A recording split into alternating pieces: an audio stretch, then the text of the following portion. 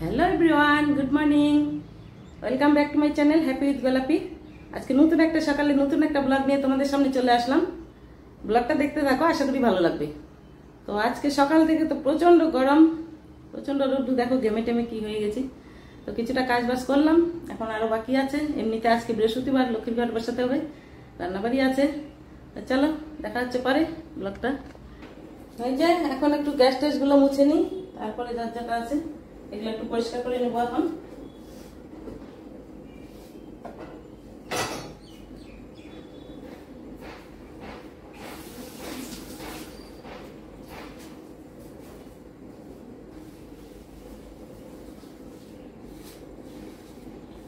রাত্রে একবার পরিষ্কার করে রাখি, তবুও সকালে একটা কেমন ধুলো ধুলো হয়ে যায় না, ওই জন্য আরেকটু পরিষ্কার করে নিতে হয়। এমনি পরিষ্কারই আছে।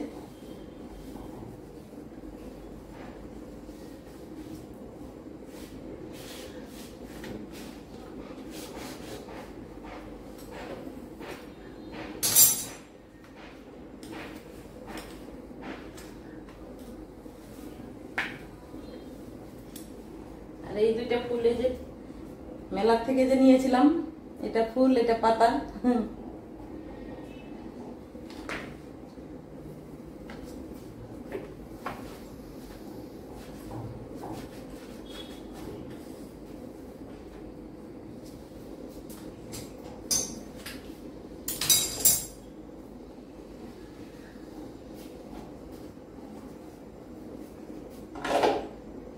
সকালবেলা উঠলেই প্রতিদিনের এক কাজ, ঝাড়া পোছা বাসন মাজা রান্না করা, প্রত্যেক দিনের এক কাজ। সকাল থেকে তো সময় পাওয়া যায় না কাজে। আর খাওয়া দাওয়ার পর 3টে সাড়ে 3টার পরে খাওয়া দাওয়ার পরে একটু সময়, তবুও তো দেখতে দেখতে বিকেলে সন্ধ্যা হয়ে যায়। তখন আবার সন্ধ্যা প্রদীপ করা, চা করা চলছেই।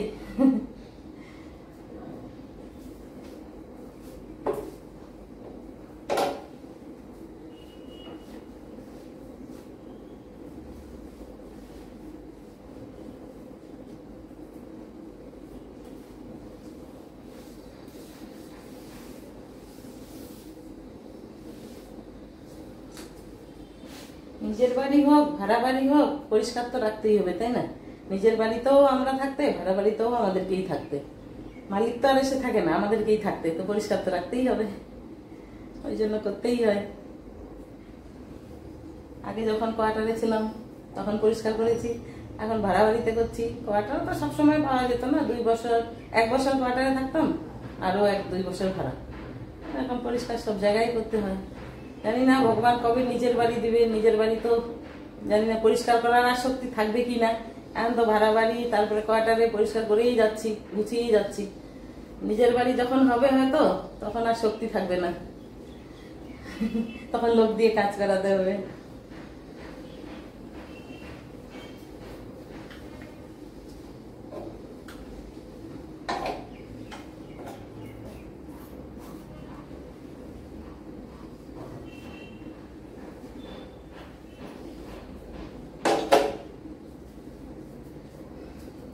চলো ঘরগুলো ঝাড়ু দিয়ে নিই এখন, গ্যাস মোছা তো হয়ে গেল।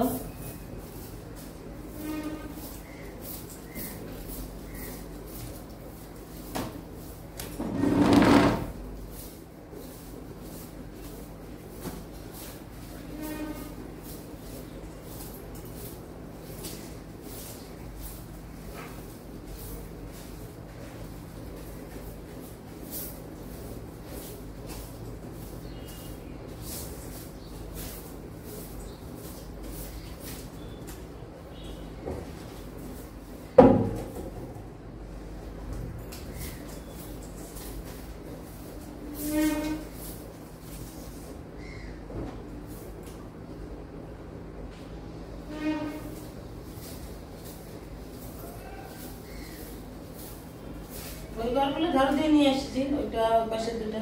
এখন এই রান্নাঘরটাই বাকি, একটু ঝাড়ু দিলে হয়ে যাবে।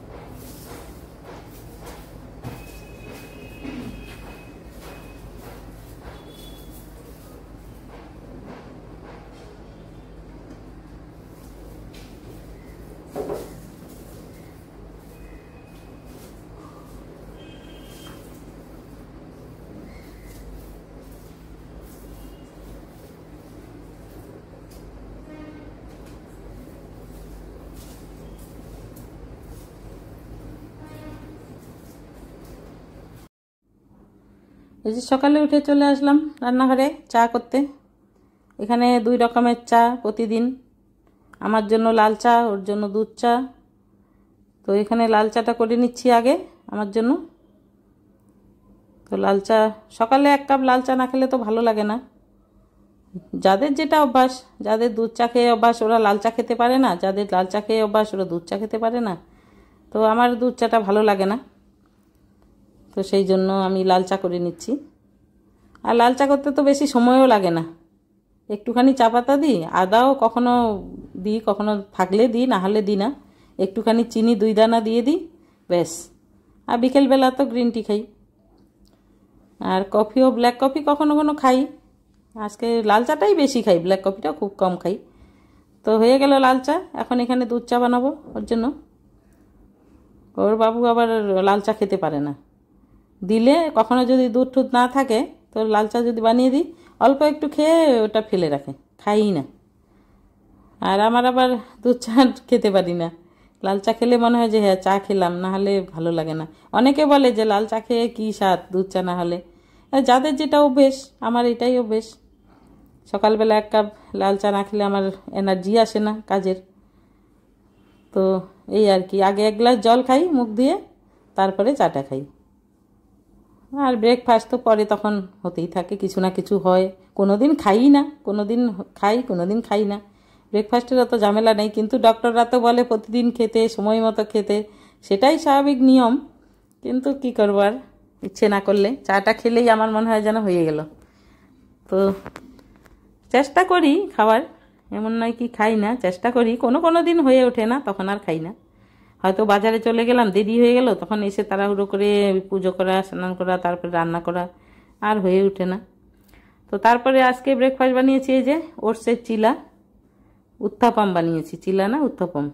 তো উত্থাপমে ধনে পাতা ছিল না, ওই টমেটো, পেঁয়াজ, কাঁচা লঙ্কা দিয়ে ওটসগুলো আগে মিক্সিতে গুঁড়ো করে নিয়েছি, নিয়ে ওর মধ্যে ওগুলো সব মিলিয়ে, সুজি একটুখানি মিলিয়ে দইয়ের সঙ্গে মিলিয়েছি, মিলিয়ে তারপরে তাওয়াতে দিয়ে ইয়ে করেছি, উত্থাপম বানিয়েছি। উপর থেকে একটুখানি পেঁয়াজ কুচি, টমেটো কুচি, কাঁচা লঙ্কা কুচি ওগুলো দিয়ে ভালো করে সেঁকে নিয়েছি, হয়ে গেছে। তারপরে তো ব্রেকফাস্ট করে মেয়ে খেলো, ওর বাবা খেলো, খেয়ে তারপরে আমি গেলাম বাজারে এই যে মাছ আনতে। তো এই যে মাছ, সব ধরনের মাছ পাওয়া যায়, রুই, কাতলা, তারপরে বাটা, পমফ্রেট, চিংড়ি, আরও অনেক ধরনের মাছ আছে। অনেক মাছ তো আমরা খাইও না, যেগুলো অনেক ধরনের মাছ খাই না, বেশিরভাগ তো রুই, কাতলা, চিংড়ি এগুলোই, বাটা এগুলোই নিয়ে আসি আমি। আর ছোটো মাছ পেলে নিয়ে আসি, তো আজকে কোনো ছোটো মাছই বের হয়নি। তো ওই বাটা নিলাম, না এই চিংড়ি নিলাম, আর হ্যাঁ বাটা নিয়েছি আর চিংড়ি নিয়েছি। তো ওল চিংড়ি করবো জন্য আজকে। তো এই তরকারিটা তোমরা রেসিপি চ্যানেলে আমার পেয়ে যাবে আজকে, এটা রেসিপিতে দিব ওল চিংড়ি।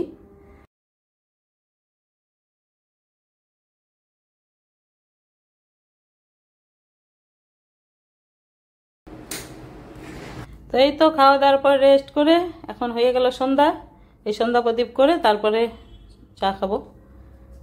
তো সন্ধ্যাবাতি করছি, 6:15 বেজে গেছে। এখানে আমার তুলসী রাখা আছে ব্যালকনিতে। তো এই জায়গায় মানে উত্তর দিকে পড়ে, তো এখানে ওই জন্য তুলসীটা রাখা। তো এখানেই ধূপ দীপ করি। আর এখানে ঠাকুর রেখেছি হলের এক কোনায়, কেন কি এক্সট্রা ঠাকুর ঘর তো নাই, ভাড়া বাড়িতে আর কোথায় পাবো, যেখানেই সুবিধা মতো হয়েছে ওখানেই রেখে দিয়েছি। তো হলে অত তো মানে বিছানা তো নেই, শোয়া যায় না, শুই না এখানে, ওই জন্য এখানে রেখেছি। আর এই দিকটা পূর্ব দিকে মুখ করে পুজো করতে হয়, না হলে উত্তর দিকে, তো এটা পূর্ব দিক। তো লাইট অফ করে দিলাম সন্ধ্যা প্রদীপের পরে। এই যে একটা বক্স আসলো, জানি না মেয়ে কি অনলাইনে অর্ডার করছে, খাওয়ার জিনিস কিছু। তো দেখি বের করুক, তারপরে বলছি কি।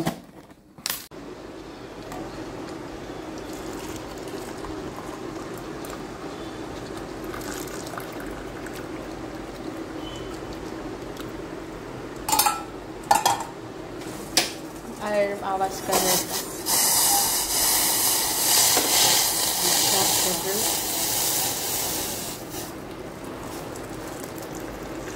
टी बैग का है, घुंगरू बना नहीं ऊपर है। এই তো এখানে নিয়েছি গ্রিন টি, এই যে ঝুলছে দেখো।